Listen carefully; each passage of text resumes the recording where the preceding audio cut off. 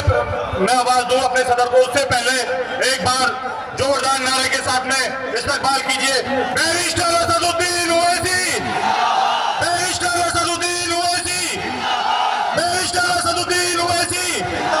ये आवाज मुखालिफों के कानों तक जानी चाहिए। ऑल इंडिया मजलिस इत्तेहादुल मुस्लिमीन, ऑल इंडिया मजलिस इत्तेहादुल मुस्लिमीन। देखो देखो कौन आया, देखो देखो कौन आया।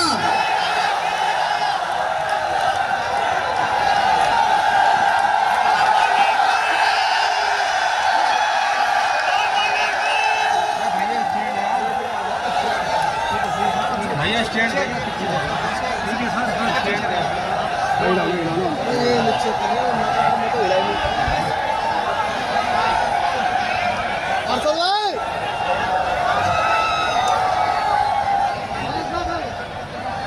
बहुत ही आराम लगता है।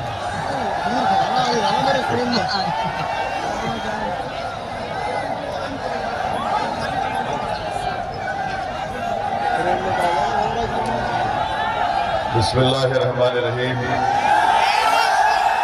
अस्सलामु अलैकुम व रहमतुल्लाहि व बरकातहू। मुअज़्ज़िज़ हाज़िरीन इकराम, बुज़ुर्गान कौम और मिल्लत, मेरी इज़्ज़तदार माँ और बहनों, गयूर नौजवान साथियों, मंच पर जो हज़रात बैठे हुए हैं, तशरीफ़ फरमा है और मीरापुर विधानसभा के मजलिस इत्तेहादुल मुस्लिमीन के उम्मीदवार कैंडिडेट मेरे भाई जनाब अरशद राना साहब, मगरबी यूपी के MIM पार्टी के अध्यक्ष मेरे भाई मेहताब चौहान साहब, ज़िला सदर इमरान कासमी साहब, उत्तराखंड के मजलिस पार्टी के सदर जनाब नैयर काज़मी साहब, फरमान एडवोकेट साहब और ख़ास तौर से जनाब शाहनवाज प्रधान साहब, जिन्होंने आज हमको यहाँ पर ये इंतखाबी जनसभा करने की इजाज़त दी, उनका बहुत शुक्रिया। अजीज़ दोस्तों और बुज़ुर्गों, पिछले 14-15 दिन से मैं महाराष्ट्र में वहाँ के विधानसभा के चुनाव में इंतखाबी मुहिम में मसरूफ़ रहा और कल रात धूलिया में एक जलसे को मुखातिब करने के बाद 3 घंटे के सफ़र के बाद हम औरंगाबाद पहुँचे और फिर सुबह 7 बजे की फ़्लाइट लेकर हम दिल्ली पहुँचे और दिल्ली से अल्हम्दुलिल्लाह गाड़ी से यहाँ पर 3 घंटे में पहुँचे हैं। मैं अल्लाह का शुक्र अदा करता हूँ कि अल्लाह मुझे यहाँ पर आने का मौका दिया, आपके दरमियान में खड़े होकर हमारे उम्मीदवार जनाब अरशद राना साहब और पार्टी के बारे में बोलने का मौका इनायत फरमाया। मैं आप तमाम का भी शुक्रगुजार हूँ कि आपने अपना कीमती वक्त निकाल कर आज आप यहाँ पर आए। मैं सिर्फ आपसे इतनी गुजारिश करने आया हूँ कि ककरौली गांव में ये एक अज़ीमुश्शान जलसे आम हो रहा है, इंतखाबी जलसा, कि 20 तारीख के दिन आपको अपना एक वोट पतंग के निशान पर बटन दबाकर आप अपने इत्तेहाद को मजबूत करिए, उत्तर प्रदेश में अपनी क़यादत को मजबूत करिए और अपनी एक बेबाक आवाज़ को अरशद राना के रूप में उत्तर प्रदेश के विधानसभा में भिजाइए, ताकि इस विधानसभा में जो बेशुमार अवामी मसाइल हैं वो उसको हल कर सके। आप जानते हैं कि मीरापुर विधानसभा में बच्चियों के लिए, ख़वातीन के लिए कोई डिग्री कॉलेज नहीं है, अस्पताल नहीं है और यहाँ पर जो शुगर मिल है, मोराना शुगर मिल, उसकी कैपेसिटी बढ़ाना है, जिसके ताल्लुक से कोई विधायक या सांसद ने अब तक कोशिश नहीं की। गन्ने का रेट जो 450 रुपये होना चाहिए, अभी तक सिर्फ 300 रुपये दिया जा रहा है, इसकी मांग कोई नहीं कर रहा है। और स्कूल नहीं है, रोड नहीं है, बिजली की सहूलत नहीं है, और फिर यहाँ पर जो जोजा बिरादरी है उनको उनका हक भी नहीं दिया जा रहा। और साथ ही साथ आप जानते हैं कि इस बिरादरी के लिए स्कूल की बहुत बड़ी ज़रूरत है, बुनियादी सहूलतें उनको मुहैया नहीं की जा रही हैं। साथ ही साथ इस विधानसभा में हमारे कुरैश बिरादरी के भी लोग रहते हैं जिनके कारोबार को जो बरसों से वो कारोबार करते हैं अपनी ज़िंदगी गुजारने के लिए, उसको यहाँ पर उत्तर प्रदेश की बीजेपी की सरकार ने उस कारोबार को ख़त्म करने की पूरी कोशिश की और कर भी रहे हैं। तो ये ऐसे मसाइल हैं मेरे अजीज़ दोस्तों और बुजुर्गों, जिसके लिए आपको 20 तारीख के दिन मुत्तहिदा तौर पर अपने एक वोट का इस्तेमाल पतंग के निशान पर करना है।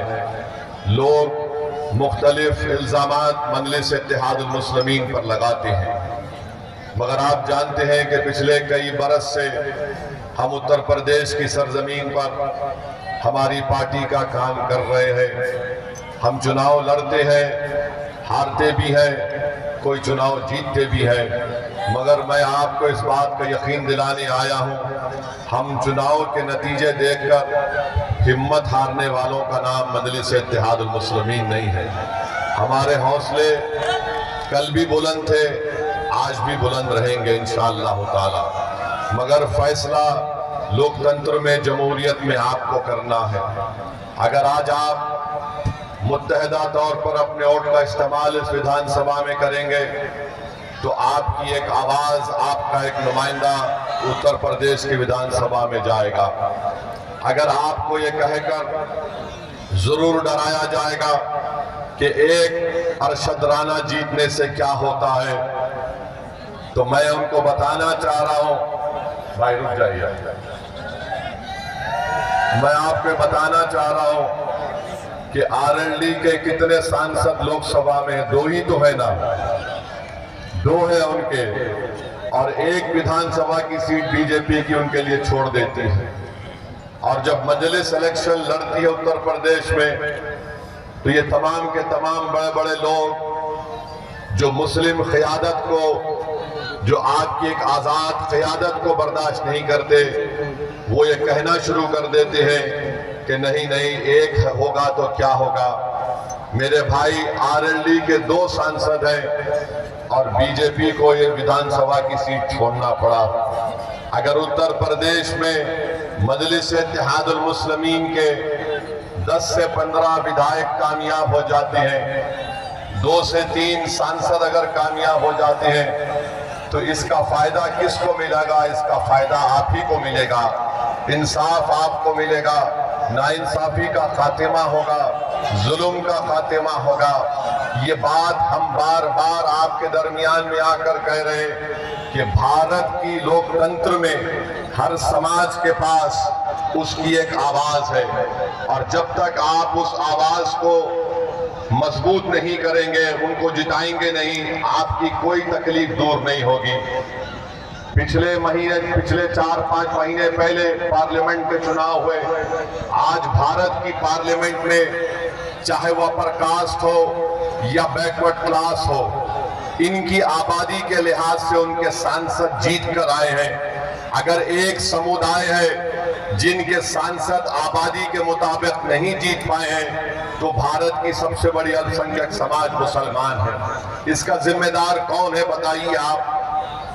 इसके जिम्मेदार किसी हद तक हम भी हैं, जो हम डर जाते हैं कि नहीं नहीं, अगर हम मजलिस को वोट देंगे तो बीजेपी जीत जाएगी। मेरे भाई, मैं आपसे ये कह रहा हूं, यकीनन बीजेपी को हमको रोकना है, मगर क्या हमारी जिंदगी की इब्तिदा खाली इनको रोकने में और फिर हमारी जिंदगी का खात्मा इनको रोकने में खत्म हो जाएगा? फिर हमारी आवाज कहां पर जाएगी? मिसाल के तौर पर मैं आपको बताने के लिए कह रहा हूं, आज भारत की पार्लियामेंट में नरेंद्र मोदी की हुकूमत ने एक वक्फ बिल का कानून, एक वक्फ बिल बनाने का कानून पेश किया। अगर मजलिस इत्तेहादुल मुस्लिमीन के कम से कम 3 MP होते, इम्तियाज जलील अगर औरंगाबाद से कामयाब हो जाते, अख्तरुल ईमान बिहार किशनगंज से कामयाब हो जाते, तो क्या मोदी इस तरह की हरकत करने के बारे में सोचते? और आप जानते हैं कि वक्फ बिल क्या है? ये जो वक्फ बिल नरेंद्र मोदी ने भारत के पार्लियामेंट में पेश किया, ये बिल ये कहता है कि कल अगर ये बिल कानून बनेगा तो कल कलेक्टर डीएम ये फैसला करेगा कि वाकई में ये मस्जिद वक्फ है या नहीं, ये खानका वक्फ है या नहीं, मदरसा वक्फ है या नहीं, या कब्रिस्तान वक्फ है या नहीं। और वक्फ यूजर को इस बिल में निकाल दिया गया है। मैं जिम्मेदारी के साथ आज आपके दरमियान में ककरौली गांव में खड़े होकर आपसे और उत्तर प्रदेश के तमाम जिम्मेदारों को बता रहा हूं, उत्तर प्रदेश सुन्नी वक्फ बोर्ड में जितनी जायदादें रजिस्टर्ड है 99% वक्फ यूजर है, यानी उसका कोई डीड नहीं है मगर रजिस्टर्ड है। अगर खुदा ना खास्ता ये कानून बीजेपी की हुकूमत बनाएगी तो इन तमाम 99% वक्फ जायदाद का क्या होगा?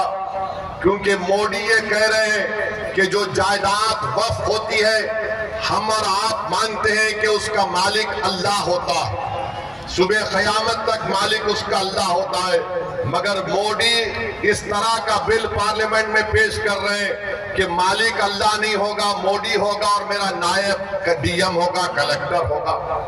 उत्तर प्रदेश में जितनी सुन्नी वक्फ बोर्ड की प्रॉपर्टियां हैं 99% वो वक्फ यूजर है। इस बिल में वक्फ यूजर को उड़ा दिया गया। इस बिल में यह बात लिख दी गई है कि अगर कोई भी जाकर डीएम कलेक्टर के पास से शिकायत कर दे कि ये फुला जायदाद वक्फ की नहीं है, तो कलेक्टर जब तहकीकात का इंक्वायरी का ऑर्डर देगा, जैसे ही वो इंक्वायरी का ऑर्डर देगा उस वक्त से वो जायदाद वक्फ नहीं रहेगी। कब तक वक्फ नहीं रहेगी? जब तक कलेक्टर या डीएम अपनी इंक्वायरी मुकम्मल नहीं कर लेता। डीएम इंक्वायरी मुकम्मल नहीं करेगा, इंक्वायरी का ऑर्डर जारी कर देगा, वक्फ की प्रॉपर्टी से, जायदाद से हम महरूम हो जाएंगे। आप बताइए फिर किसका नुकसान होगा इस बारे में? फिर उसमें बिल में लिख दिया गया कि उत्तर प्रदेश के आज वक्फ बोर्ड में उसका एक मेंबर रुकन सिर्फ मुसलमान बन सकता है। मोदी कह रहे हैं कि नहीं, कम से कम 2 गैर मुस्लिम तो बनना ही बनना है, और इलेक्शन नहीं होगा रियासती वक्फ बोर्ड में। प्रदेश की सरकार मेंबर्स को नॉमिनेट करेगी, नामजद करेगी, यानी 2 से ज्यादा भी गैर मुस्लिम उसके मेंबर बन जाएंगे, मेजॉरिटी में आ जाएंगे। मकसद एक ही है कि मोदी ये चाहते हैं कि भारत से वक्फ की जायदादों को खत्म करके रख दिया जाए। मस्जिदें वक्फ ना रहे, दरगाहें ना रहे, खानखाएं ना रहे, कब्रिस्तान ना रहे। इसीलिए मोदी ने इस तरह के बिल को भारत की पार्लियामेंट में पेश किया है। मैं आपको खबरदार कर रहा हूं, मैं आपको बाखबर कर रहा हूं, अगर आज आप नहीं जागेंगे, इस बिल के खिलाफ सदाए एहतजाज नहीं बुलंद करेंगे, तो याद रखिए हम अपनी वक्फ जायदादों को खो देंगे और बाद में रोने से कोई फायदा नहीं।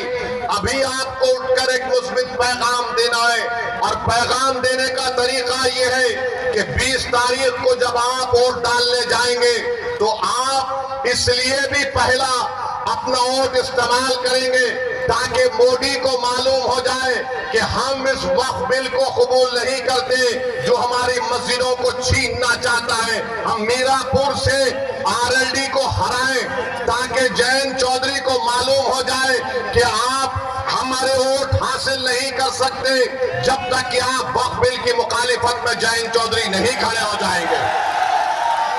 तो क्या आप इस वक्फ बिल के खिलाफ वोट देंगे 20 तारीख को? क्या आप अपनी मस्जिद, दरगाहों को, खानखाहों को बचाएंगे? आपने इंशाअल्लाह कह दिया, मगर याद रखिए अगर आप मुत्तहदा तौर पर अपना एक वोट मोदी के इस काले बिल के खिलाफ इस्तेमाल करेंगे तो मोदी को भी पैगाम मिलेगा, जयंत चौधरी को भी पैगाम मिलेगा कि मीरापुर की जनता ने जो फैसला दिया है वो सिर्फ मीरापुर की हद तक महदूद नहीं है, बल्कि पूरे उत्तर प्रदेश की आवाम ने एक फैसला दिया है कि हम तुम्हारे इस कानून, इस बिल को नहीं मानते जो हमसे हमारी मसाजिद को और वक्फ की जायदादों को छीनना चाहता है।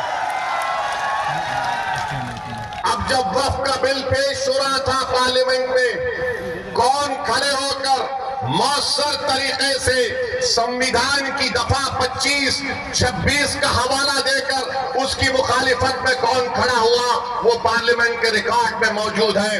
दूसरे पार्टी के लोग भी खड़े हुए, समाजवादी के नेता अखिलेश यादव भी खड़े हुए, बिल के बारे में बोलने के बजाय वो कोई और दास्तान सुना रहे थे, वो कोई और ही दास्तान सुना रहे थे। तो मेरे अजीज दोस्तों और बुजुर्गों, याद रखिए, अगर आप मौजूदा हालात में अपने वोट से अपने नुमाइंदों को कामयाब नहीं करेंगे तो जो बरसों से हमारा इस्तेसाल चल रहा है वो जारी और सारी रहेगा। अगर एमआईएम पार्टी जीतती है तो यहां पर भारत की जमहूरियत मजबूत होगी, गरीबों और मजलूमों को एक आवाज मिलेगी, क्योंकि आपने समाजवादी को कभी वोट दिया, कभी बसपा को वोट दिया, कभी आरएलडी को वोट दिया। आप सिर्फ वोट देते हैं मगर आपकी आवाज कोई नहीं उठाता, कोई आपके लिए लड़ने के लिए तैयार नहीं होता। मैं आपको बता रहा हूं, आप याद रखिए, फैसला तो आपका है, जमहूरियत है, आप जिसको चाहे वोट दे दें। मगर अगर आप इस बार भी इस डर में आ जाएंगे कि नहीं नहीं ये अरशद राना जीतेगा या नहीं जीतेगा, मेरे भाई, जब जंग करना है जमहूरियत में तो जंग खूब तरीके से करनी चाहिए। हमारा मामला यह है कि जंग करने से पहले हम नतीजे पर पहुंच जाते हैं, जंग करने से पहले हम नतीजे पर पहुंच जाते। अरे हम हार गए तो कैसा, अरे मेरे भाई, मिसाल दे रहा हूं समझाने के लिए, बुरा मत मानिए। 70 साल से वो फलस्तीनी गाजा और मगरबी किनारे में लड़े जा रहे हैं, लड़े जा रहे हैं, मर रहे हैं। 40,000 अब तक मर गए, 12 लाख बेघर हो गए, लाखों लोग बेघर हो चुके हैं। मगर उनके हौसले को देखो, वो डर नहीं रहे बल्कि मुकाबला कर रहे हैं। क्यों मुकाबला कर रहे हैं? क्योंकि इजराइल एक जालिम मुल्क है, इजराइल एक जालिम मुल्क है और वो जालिम मुल्क गजा में नस्लकशी कर रहा है। मगर एक मिसाल देने के लिए आपको बता रहा हूं। दूसरी बात मैं आपके सामने ये अर्ज करना चाह रहा था कि यहां पर अंसारी बरादरी बहुत बड़ी तादाद में है, उनका कारोबार पूरा का पूरा ठप होकर रह गया, कोई नहीं पूछता। आप देखते जाइए बीजेपी क्या कर रही है। जो भी अल्पसंख्यक समाज के लोग अपने हाथ और खून पसीने की कमाई से अपनी जिंदगी गुजारते, उनकी कारोबार को, उनके बिजनेस को खत्म कर दिया जा रहा है, मगर कोई आवाज उठाने वाला ही नहीं, कोई लड़ने वाला ही नहीं। चुनाव आ गया तो सब आ जाते हैं कि भैया को जिताओ, दरी बिछाओ, अपनी जवानी को कुर्बान करो, उसके बाद हम ही मरते हैं, उसके बाद हम ही मरते हैं। तो मेरे अजीज दोस्तों और बुजुर्गों, मेरे भाई आप सुनिए, हाँ जिंदा है, आप भी जिंदा है, हम भी जिंदा है। हम और आप जब तक जिंदा है उस वक्त तक क़यामत नहीं आने वाली, अल्हम्दुलिल्लाह। अब आप तीसरी जो अहम बात हम आपको बताना चाहते हैं, यहां पर आप जानते हैं कि मजलिस पार्टी जब लड़ रही है तो मुझे बताया गया कि हस्बे आदत, हस्बे रिवायत हमारे जो सियासी मुखालिफिन हैं वो बोलना शुरू कर दिए, भाजपा का फायदा हो जाएगा, भाजपा का फायदा हो जाएगा। कहां से फायदा होगा मुझे बताओ।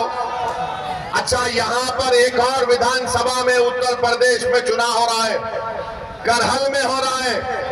करहल में बीजेपी का उम्मीदवार कौन है? अखिलेश के भाई धर्मेंद्र का बहन भाई लड़ रहा है। तुम अपने परिवार को नहीं रोक सकते और तुम आकर यहां पर मीरापुर में कह रहे हो कि मजलिस लड़ रही है तो फलां को फायदा हो जाएगा। अरे तुम्हारे भाई का बहन भी लड़ रहा है, यानी तुम्हारे परिवार हर पार्टी में बैठकर मलाई और गुलाब जामुन खा लेंगे और हमको वोट ना दे कोई, ये कैसे होगा बताइए आप। और अहम बात मैं आपको याद दिला रहा हूं, 2012 सितंबर ये मुजफ्फरनगर जिले में आता है। अखिलेश यादव मुख्यमंत्री थे, मुजफ्फरनगर का फसाद हुआ। आजादी के बाद सबसे ज्यादा अल्पसंख्यक समाज के मुसलमान अगर बेघर हुए 50,000, इसी अखिलेश यादव जब मुख्यमंत्री थे बेघर हुए थे। जो खेतों में रह रहे थे, पर्दों के टेंट में रह रहे थे, और यही अखिलेश यादव मुख्यमंत्री थे जब 50,000 लोग बेघर हो गए थे। किसी के माओ की इज्जत लूट ली गई, किसी के बहनों को कत्ल कर दिया गया। आप कैंपों में जिंदगी गुजार रहे थे और अखिलेश यादव सैफई में उत्सव मना रहे थे, मुंबई से एक्टरों को बुलाकर नाच गाना करवा रहे थे। यही अखिलेश यादव थे जिन्होंने बुलडोजर चलाया था उन रिलीफ कैंपों के ऊपर। तो मेरी आपसे गुजारिश है कि याद रखिए, यही समाजवादी पार्टी की हुकूमत थी, यही मुजफ्फरनगर का इलाका था जहां पर यह हुआ था। और जब मुजफ्फरनगर का कांड हुआ, कौन उन कैंपों में जाकर फिर कर उन गरीबों की मदद करने के लिए आया था? मैं 3 दिन इस कैंपों में रहा, जाकर देखता रहा। उस जमाने में मैं आया और हमारे दोस्त शाहनवाज साहब थे, मरहूम जफरयाब जिलानी साहब के साथी थे। मेरे अजीज दोस्तों और बुजुर्गों, ये बात आप अपने जहन नशीन कर लीजिए। 20 तारीख के दिन अपने एक वोट का इस्तेमाल करिए और फिर इस विधायक यहाँ पर ककरौली गांव में मैं हम पुलिस से भी गुजारिश करेंगे, आप देखते ही हमको चालान मार देते हैं। हमको मालूम आप बहुत हमसे मोहब्बत करते हैं, मगर इतनी ज्यादा भी मोहब्बत मत करिए जो हमारी जेब खत्म हो जाए। मेरे अजीज दोस्तों और बुजुर्गों, और फिर आ जाइए, आपके मुख्यमंत्री बाबा के ऊपर भी कुछ बोलना पड़ेगा। आजकल बाबा महाराष्ट्र में फिर रहे, सुनिए, महाराष्ट्र में फिर रहे और नहीं जरूरत है, और नारा लगाए हैं, बटेंगे तो कटेंगे, बटेंगे तो कटेंगे बोलते हैं। मैं उत्तर प्रदेश के मुख्यमंत्री से वो चैलेंज कर रहा हूं, झांसी में मेडिकल कॉलेज में 10 मासूम बच्चे जलकर मर गए। 10 मासूम बच्चे जलकर मर गए। और जब वो वार्ड में, न्यू नेटल केयर के वार्ड में एक शख्स था जिसके 2 जुड़वा बेटियां भी उस न्यू नेटल वार्ड में थे। जब वार्ड में आग लगी तो शख्स कूदकर 10 से ज्यादा मासूम छोटे बच्चों की जान बचाया। बाद में मालूम हुआ कि उसकी 2 बेटियां, जुड़वा बेटियां जलकर मर गई। और उस शख्स का नाम आपको मालूम क्या था? जिसने 10 से ज्यादा मासूम बच्चों की जान बचाई, जो 6-8 महीने के बच्चे बच्चियां थे। उस शख्स का नाम याकूब मंसूरी था। याकूब मंसूरी कूद गया आग में। ये नहीं देखा मुख्यमंत्री बाबा योगी आदित्यनाथ, नरेंद्र मोदी, देखो याकूब मंसूरी आग में कूदकर ये नहीं देखा कि किस समुदाय, किस मजहब के मानने वालों के बच्चे हैं। वो ये देखा कि बच्चे जल रहे हैं और कूद गया। ये अल्लाह को कुछ और ही मंजूर था, वो अपनी 2 मासूम जुड़वा बच्चियों को नहीं बचा सका। मैं योगी आदित्यनाथ को चैलेंज कर रहा हूं, क्या तुम याकूब मंसूरी को बुलाकर उसके सामने बोल सकोगे, बटोगे तो कटोगे? बोलोगे तैनात, क्या तुम बोल सकोगे कि बटोगे कटोगे याकूब मंसूरी को बोलो? क्या देश के प्रधानमंत्री याकूब मंसूरी को बुलाकर बोलेंगे एक है तो सेफ है? किसके लिए नारे लगाए जा रहे हैं? किसके खिलाफ जहर फैलाया जा रहा है बीजेपी की तरफ से? ये सब के सब भाजपा के लोग एक समुदाय के खिलाफ नफरत पैदा करने का काम कर रहे हैं। याद रखो, मोदी योगी आदित्यनाथ, देश रहेगा, आप और हम खत्म हो जाएंगे, देश बाकी रहेगा। और इस देश की ताकत यहाँ की भाईचारगी और मोहब्बत है। अगर आप नफरत खोलेंगे एक समुदाय के खिलाफ, आपको सियासी फायदा तो हो सकता है वक्तिया तौर पर, मगर क्या इससे देश मजबूत होगा? बटेंगे और कटेंगे का मतलब क्या है बताओ हमको? अरे बांग्लादेश में जो हुआ, तुम शेख हसीना को क्यों रखे भारत में बुलाकर? उसको भी भगा देते।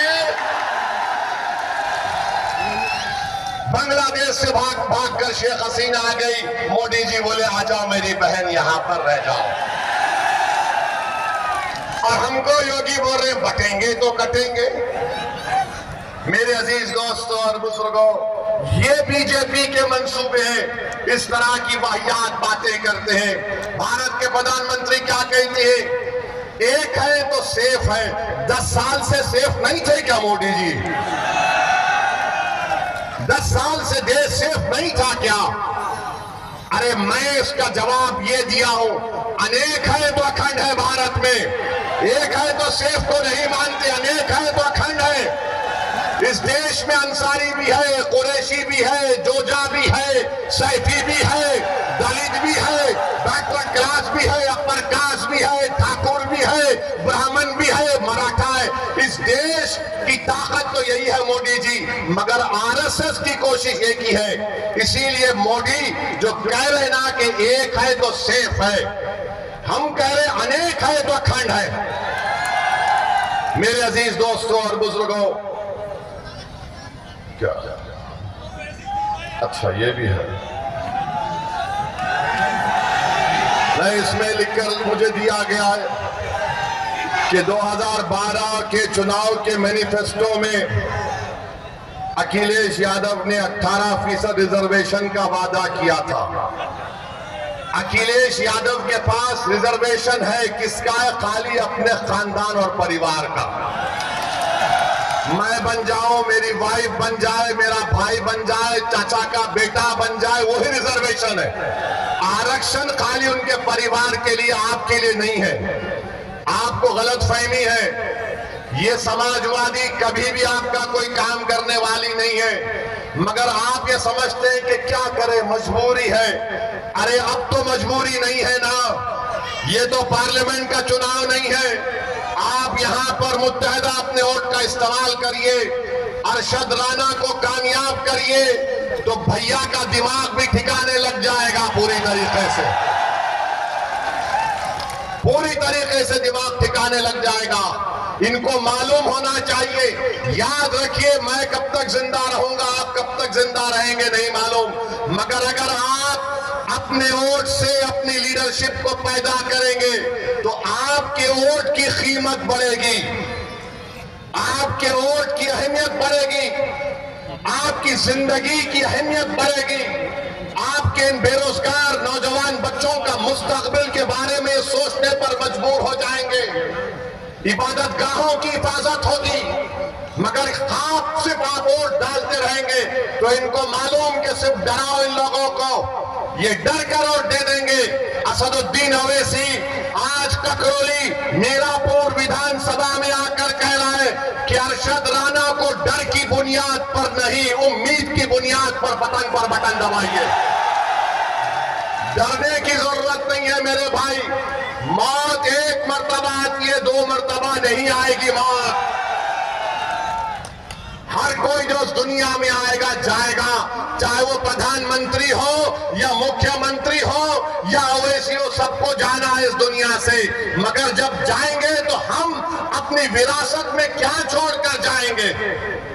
क्या हम अपनी विरासत में जायदाद को छोड़कर जाएंगे, खेत को छोड़कर जाएंगे, बैंक बैलेंस छोड़कर जाएंगे? हम अपनी विरासत में अपने नेक अमाल छोड़ेंगे, नेक औलाद छोड़ेंगे और सियासी शऊर छोड़ेंगे, मिल्लत का इत्तेहाद छोड़ेंगे, अपने नुमाइंदों को लीडरशिप बनाकर छोड़ के जाएंगे। ये विरासत आपको याद रखना है। तो मेरे अजीज दोस्तों और बुजुर्गों, आपको डरने और घबराने की जरूरत नहीं है। 20 तारीख के दिन आप लोग अपने घर से निकलकर अपना एक वोट का इस्तेमाल करिए। महंगाई आसमान को छू रही है। मामूली चीजें गरीब खरीद कर नहीं खा सकता, मगर योगी बोलते हैं बटेंगे तो कटेंगे। प्रधानमंत्री बोलते हैं एक है तो सेफ है, कोई कहता है धर्म युद्ध है, कोई कहता है और जिहाद है। अब ये और जिहाद कहां से आ गया मुझे नहीं मालूम, लव जिहाद कहां से आ गया नहीं मालूम। और हम मोदी को और योगी को बोल रहे हैं, अब तुम अपनी जबान से बुलडोजर का तो नाम लेके बताओ। वो बुलडोजर के बारे में योगी और मोदी नहीं बोलेंगे, क्योंकि सुप्रीम कोर्ट ने कह दिया कि जिस प्रदेश में, जिस भारत के हिस्से में बुलडोजर इस्तेमाल होता है वो अनकॉन्स्टिट्यूशनल है। वो वहां की स्थिति को दिखाता है कि क्या वहां के हालात है। सुप्रीम कोर्ट ने यह भी कह दिया कि अगर कोई गवर्नमेंट का अधिकारी बुलडोजर लेकर आएगा तो सुप्रीम कोर्ट ने कहा कि वो हमारे अहकामात का उल्लंघन कर रहा है, उसकी नौकरी चले जाएगी। तो बाबा तुम्हारा बुलडोजर चला गया, तुम बुलडोजर लेकर आएंगे, सुप्रीम कोर्ट तुमको सुप्रीम कोर्ट में कंटेम्प्ट की नोटिस देगा। 15 दिन का टाइम देना पड़ेगा। 15 दिन के टाइम से पहले बुलाकर बात करना पड़ेगा, रिकॉर्ड करना पड़ेगा, उसकी सुनवाई करना पड़ेगा। कितने गरीबों के घर को बुलडोजर से तोड़ दिया गया। सुप्रीम कोर्ट ने कहा कि क्या ये नजारा अच्छा है कि लोग अपने घर को जब बनाते हैं अपनी जिंदगी की खून पसीने की कमाई से बनाते हैं, लोग बेघर हो जाते हैं, आसमान के नीचे खड़े रह जाते हैं। अरे कितना जुल्म इन लोगों ने किया। मुझे यकीन है कि अल्लाह उन बेजुबानों का आवाज, जो तकलीफ उन बेजुबानों ने उठाई, अल्लाह इंसाफ करेगा। जो बुलडोजर से हुकूमत कर रहे हैं, इंशाअल्लाह ताला तुम्हें शिकस्त भी होगी तो बुलडोजर की दात उनको शिकस्त होगी। आज इख्तिदार तुम्हारे पास है, अरे सत्ता किसी के पास रहने वाली नहीं है। बीजेपी वालों, इंदिरा गांधी भी यही समझती थी कि मैं हूं, मगर इंदिरा गांधी चले गई, दूसरे आते हैं। आज योगी और मोदी यही समझते हैं कि हम हैं तो भारत है। नहीं, भारत इनसे बड़ा है, देश उनसे बड़ा है, संविधान उनसे बड़ा है और इस देश की जनता इन तमाम नेताओं से बड़ी है। मेरे अजीज दोस्तों और बुजुर्गों, मैं आपसे फिर से अपील कर रहा हूं कि आप मजलिस इत्तेहादुल मुस्लिमीन का साथ दीजिए। आप जानते हैं कि बुढ़ाना में नबी करीम सल्लल्लाहु अलैहि वसल्लम के शान में किसी ने अनाप शनाप बकने की कोशिश की तो क्या कोई लाल टोपी पहनने वाला गया था? कोई लाल टोपी पहनने वाला गया था? यही हरा कपड़ा डालकर जाने वाले मजलिस इत्तेहादुल मुस्लिमीन के लोग थे। हमारे 19 लोग जेल को गए, मगर हम जब जेल को जाते हैं तो हम बोलते हैं कि ससुराल में गए हैं। और ये तो हजरत यूसुफ अलैहिस्सलाम की सुन्नत भी है। बड़े बड़े लोग जेल को गए और जब जेल से निकले तो बड़े नेता बने, मगर भैया जेल को नहीं जाते।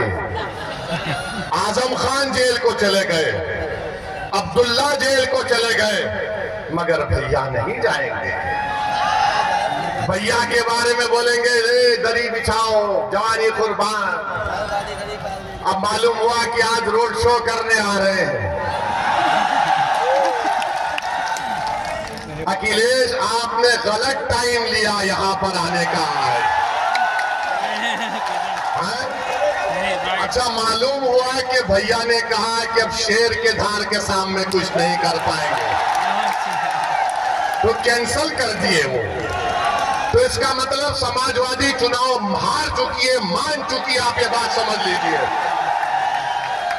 तो आप 20 तारीख के दिन अपना एक एक वोट पतंग के निशान पर बटन दबाएंगे इंशाल्लाह बोल दिए। फिर यहां हम जाने के बाद इब्लीस के लोग आकर कान में खुसखुस करेंगे, ये अरशद राणा जीता तो क्या होगा, क्या फर्क पड़ जाएगा, भाजपा जाएगी। अरे भाई भाजपा आई मेरी वजह से नहीं आई, इन लोगों की वजह से भाजपा आई है। हम क्या अच्छा यहाँ पर यहाँ का सांसद आरएलडी का है नहीं है, आरएलडी का है ना, बिजनौर के। आपने वोट दिया, किसको दिया? आपने आरएलडी को तो वोट नहीं दिया ना, कितनों ने नहीं दिया बताओ? अच्छा आप ये बोलेंगे हमारे भाषण के बाद ओवैसी आएगा तो आरएलडी बीजेपी जीत जाएगी।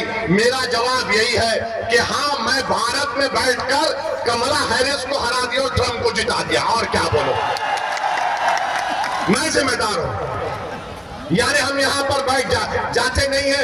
ये इनके कांग्रेस के एक नेता बोले हाँ ओवैसी लड़ता नहीं है, मगर उसकी भाषण का इतना असर होता है कि हम हार जाते हैं। मेरे भाई ये सब बहाने हैं, कोई जीत हार चुनाव है, कोई जीतेगा तो कोई हारेगा। आपसे हम अपील करने आए हैं कि मुत्तहिदा तौर पर 20 तारीख के दिन आप लोग अपना एक एक वोट का इस्तेमाल करिए, पतंग के निशान पर बटन दबाइए, उत्तर प्रदेश में मजलिस-ए-इत्तेहादुल मुस्लिमीन को मजबूत करिए। आपके पास एक बेहतरीन कैंडिडेट अरशद राणा आपके सामने है, समाजवादी पार्टी के भी उम्मीदवार हैं, उनके परिवार से उनके बड़े लोग यहाँ पर सांसद भी रहे हैं, मगर उन्होंने इस विधानसभा के लिए क्या काम किया आप मुझसे बेहतर जानते हैं। मैं आपसे सिर्फ यही अपील करने आया हूँ, एक लंबा सफर करके आपसे आया हूँ, महाराष्ट्र से निकलकर आज वेस्टर्न यूपी के इस इलाके में सिर्फ इसलिए आया हूँ ताकि आपके दरमियान में खड़े होकर मैं अपनी दिल की तकलीफ को अपने जबान के जरिए तुम्हारे सामने बयान कर सकूं। मैं इसलिए आया कि नाइंसाफी का जिक्र तुम्हारे सामने कर सकूं। मैं इसलिए आपके दरमियान में आया मेरे बुजुर्गों, मेरे गयूर नौजवानों, ताकि हमारी आवाज उत्तर प्रदेश के विधानसभा में गूंजे। एक मर्तबा आप मजलिस के उम्मीदवार को कामयाब कर दीजिए और देखते जाइए कि आपके मसाइल कैसे हल होते हैं। वरना याद रखिए, ये समाजवादी और बीजेपी एक सिक्के के दो रुख हैं, एक सिक्के के दो रुख हैं। मैं करीब से देख चुका हूं इनको। ये चाहते हैं कि मानते हैं कि मजबूर है, ये कमजोर है, इनको डराओ, ये डर जाएंगे। आपको डरने और घबराने की जरूरत नहीं है। जब दलित समाज का सुनिए, जब मोदी पार्लियामेंट में खड़े होकर बोलते हैं कि भारत का सबसे बड़ा बैकवर्ड क्लास का नेता मोदी है, अखिलेश कहते हैं कि हम समाजवादी जरूर हैं मगर हमारा परिवार यादव परिवार, बहुजन समाज है, दलितों की बात करती है, बाबा है, बोलते नहीं है मगर ठाकुरों को प्रमोट करते हैं। हर समाज अपना नेता बना चुकी है और आप लोग सिर्फ सोच रहे हैं कि क्या करें क्या करें। अरे करना कुछ भी नहीं है, उनको देखो, अपने अरशद को कामयाब करो और कुछ भी करना नहीं है। अगर आप सोचते रहेंगे, डरते रहेंगे, मेरे भाई 70 साल हो चुके हैं, 18 लोकसभा के चुनाव हो चुके हैं, हम कब तक सोचते रहेंगे? अरे एक मर्तबा अपने दिल की आवाज को सुन लो। तुम बंद कमरों में बैठकर तो बोलते हो कि ओवैसी हमारे तकलीफ को बयान करता है, ओवैसी पार्लियामेंट में लड़ता है। अरे मेरा लड़ना जरूरी है, मगर क्या तुम नहीं चाहते कि ओवैसी की तरह ऐसे हजार ओवैसी से बेहतर तुम्हारे नुमाइंदे विधायक और सांसद बनकर तुम्हारी लड़ाई लड़े? ये आपको फैसला करना है 20 तारीख को। बस यही चंद गुजारिशात मुझे आप तक कहना था। मैं यहाँ पर आया हूँ, आपका बेहद शुक्रिया। मैं आखिर में कुंदरकी की आवाम से भी माफी चाहता हूँ कि किसी टेक्निकल वजह से हमारे कैंडिडेट हाफिज वारिस के इंतखाबी मुहिम में शिरकत नहीं कर सका। मैं कुंदरकी की आवाम से भी अपील कर रहा हूं कि हाफिज वारिस को आप वोट देकर कामयाब करिए। अच्छा, वहां पर जो बीजेपी के उम्मीदवार हैं,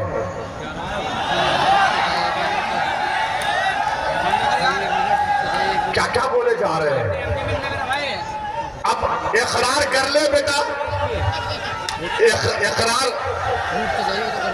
इकरार कर लो। वो ये बोल रहे हैं कि देखिए, सुनिए,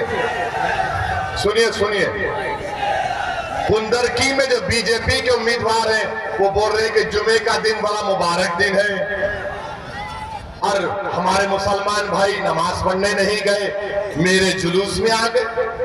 वो बोल रहे हैं कि देखिए ऐसा है, इस्लाम में सलाम है। अरे बाबा, तुम ये बात जाके तुम्हारे मुख्यमंत्री को बोलो ना, तुम ये बात जाके मोदी को बोलो ना, तुम ये बात जाके आरएसएस के मोहन भागवत को बोलो ना, मगर कुछ नहीं बोलेंगे।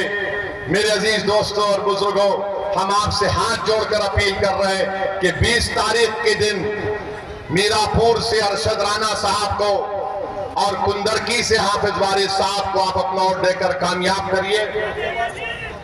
और गाजियाबाद से रवि गौतम साहब है हमारे उम्मीदवार, बड़े ताकतवर उम्मीदवार है, स्ट्रांग उम्मीदवार है रवि गौतम, वो भी लड़ रहे हैं।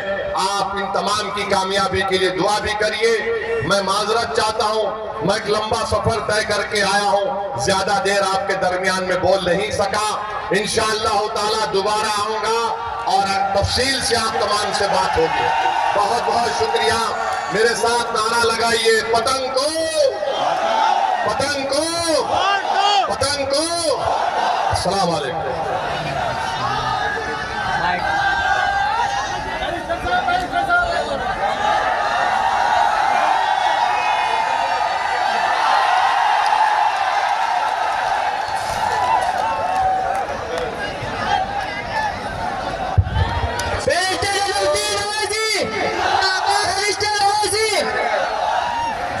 सभी से मुअद्दिबाना गुजारिश है कि जिस तरह से हमारे मेहमान किराम तशरीफ लाए थे, इज्जत के साथ आप अपनी अच्छाई का और अपनी मोहब्बत का सबूत दे। भाई बहुत बहुत शुक्रिया, आप हजरात ने अपना इतना कीमती वक्त दिया, बहुत बहुत शुक्रिया। सम्मानित साथियों,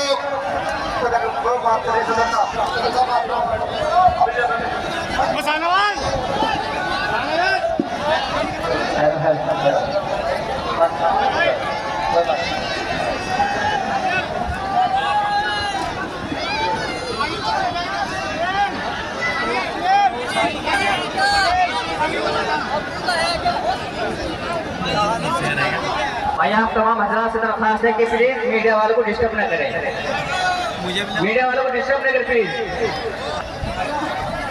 यहाँ पे नहीं है, यहाँ पे नहीं, यहाँ पे नहीं है। मेरा एक शेर सुन लीजिए, बदल कर रख दें फिजा जमाने की, बदल कर रख देंगे फिजा जमाने की, और हमें भी जिले ऐसी तूफान पतंग उड़ाने। भाई मैं माजरत के साथ